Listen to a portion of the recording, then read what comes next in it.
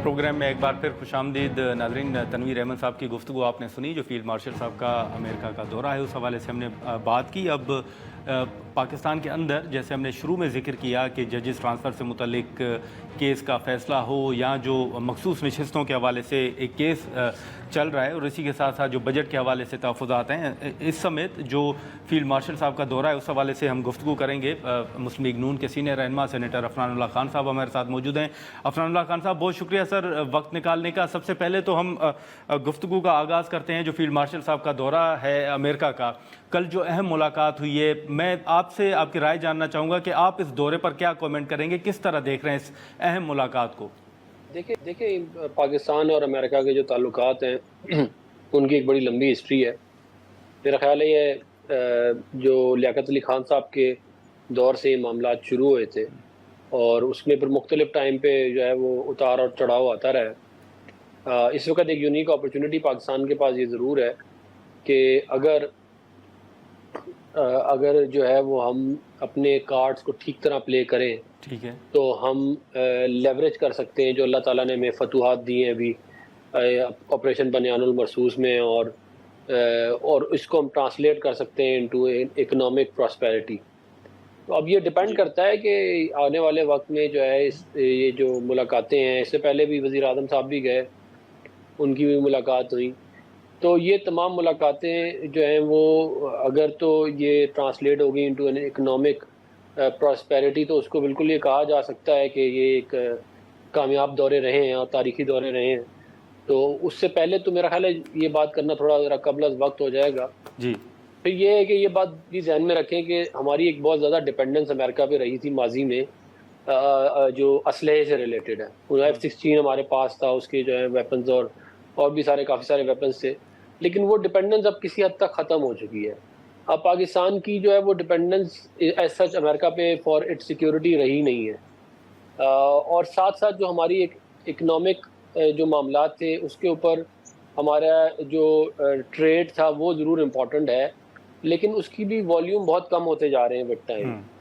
और अमेरिका जो है is a declining power, it's not a rising. China is a rising power, America is a declining power. तो इस context में अगर देखा जाए तो अब ये देखना पड़ेगा कि अमेरिका हमारे लिए क्या कर सकता है। ठीक है। और अगर वो कुछ ऐसा काम हो सकता है जिसके अंदर हमें जो है वो अच्छे लो इंटरेस्ट पे लोन्स मिल सकें, हमारा ट्रेड सरप्लस बेहतर हो सके, मुल्क के अंदर फॉरेन डायरेक्ट इन्वेस्टमेंट आ सके, अगर वो ये कर सकता है, जो कि मैं समझता हूँ कि उनकी सलाहियत अब बहुत कम रह गई है क्योंकि उनकी इकॉनमी के अपने हालात बहुत अच्छे नहीं है, तो फिर तो ये बिल्कुल एक बड़ा कामयाब मामला हो जाएगा। अदर देन दैट तो the jury still out on it. लेकिन अफनान साहब, आप जैसे आपने खुद कहा कि अब देखना होगा कि अमेरिका हमारे लिए क्या कर सकता है, इसी तरह एक हमेशा तासुर दिया जाता है कि हमें कहा जाता है कि डू मोर। तो आपको लगता है कि जहां पर हमें ये देखना चाहिए कि अमेरिका हमारे लिए क्या कर सकता है, तो इस मुलाकात में या ओवरऑल आप समझते हैं कि पाकिस्तान को भी कुछ करने को कहा गया होगा? देखिए, अमेरिका की जो हिस्ट्री रही है वो तो यही है कि उनको हर वक्त कुछ ना कुछ चाहिए होता है। ठीक है। कभी उन्होंने हमसे जो है, आपको पता है कि 9/11 के बाद हमसे जो है वो उन्होंने एक परवेज़ मुशर्रफ साहब पूरा चले गए एनलाइटेंड मॉडरेशन के चक्कर में। अमेरिका के कैंप में पीछे हमारे मुल्क में आग जो लगी उसकी कीमत हमने इकॉनमी के सूरत में और जो अमवात हुई और जो शहादतें हुई उसकी सूरत में हमें देनी पड़ी। तो अमेरिका तो हमेशा अपना मुफाद जो है उसको जेलसली सेफ गार्ड करता है। अब हमारे पे है कि हम अमेरिका से क्या डील निकलवा सकते हैं। ठीक है। अगर तो हमको अच्छी डील निकलवा सकते हैं तो बहुत अच्छा है। लेकिन मेरा ये ख्याल है कि अमेरिका की पाकिस्तान के अंदर इन्फ्लुएंस भी डिक्लाइन कर गया है क्योंकि हमारे डिफेंस के लेवल पे हमारा अब इतनी रिक्वायरमेंट रही नहीं है, और क्योंकि उनकी अपनी इकॉनमी इतनी अच्छी नहीं है और China is a rising power, तो उनके पास रिसोर्सेज नहीं रहे कि वो डिप्लॉय कर सकें। ये ज़रूर है कि उनका इन्फ्लुएंस है एशियन डेवलपमेंट बैंक में, उनका इन्फ्लुएंस IMF में है और जगहों पे, वो अगर उसकी वजह से हमें फ़ायदा हो सकता हो तो बड़ा अच्छा है। लेकिन अगर हमें कोई फ़ायदा नहीं है और हमें कोई उनकी उल्टी सीधी रिक्वायरमेंट हम मानते हैं तो वो तो हमें मतलब हमें अपना मुल्क देखना चाहिए ना, हमें तो अपना मुफाद देखना है। अगर हमारे मुफाद में नहीं है तो फिर हमें क्या ज़रूरत है कि हम उसको जो है वो परसू करें। और फिर एक और बात ध्यान में रखें, देखें ये जो ईरान और इजराइल का कॉन्टेक्स्ट है, ये जो वॉर है, इसके अंदर ओवरवेलमिंग पाकिस्तान के अंदर लोग ओवरवेलमिंग जो है वो सपोर्ट करते हैं ईरान को, क्योंकि जो कुछ जुल्म इजराइल ने फ़लस्तीन में किया है اس کے بعد پاکستان کے اندر پاکستانیوں کے دلوں میں کوئی جگہ نہیں ہے اسرائیل کے لیے اور یا اس کی جو بھی اس کو سپورٹ کرے گا اس کے لیے.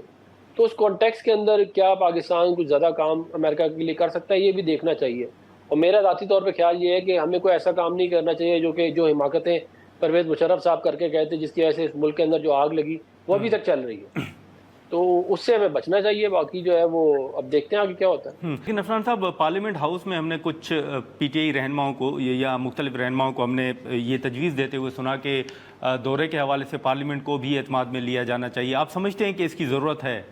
جی بالکل, میں یہ سمجھتا ہوں کہ کم از کم حکومت کو ڈی بریف کرنا بہت ضروری ہے کیونکہ ظاہر ہے وہ ایگزیکٹو کے انڈر آتا ہے معاملہ سارا. تو ایگزیکٹو کو پتہ ہونا چاہیے کہ کیا ہوا ہے اور مجھے یقین ہے کہ وہ واپس آ کے بریف کریں گے ریلیونٹ اتھارٹیز کو.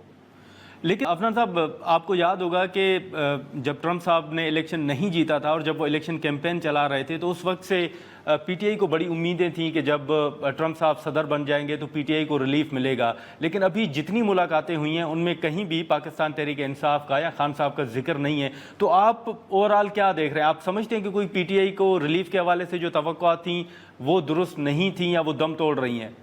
دیکھیں وہ یہی بات ہے نا کہ وہ امریکنز جو ہیں وہ اپنے امیڈیٹ انٹرسٹ کو سیف گارڈ کر رہے ہیں اور امریکنز نے ہمیشہ کیا بھی یہی ہے. ٹھیک ہے. اس وقت ان کا جو مین انٹرسٹ اس ریجن میں ہے وہ اسرائیل اور ایران کا کانفلکٹ ہے.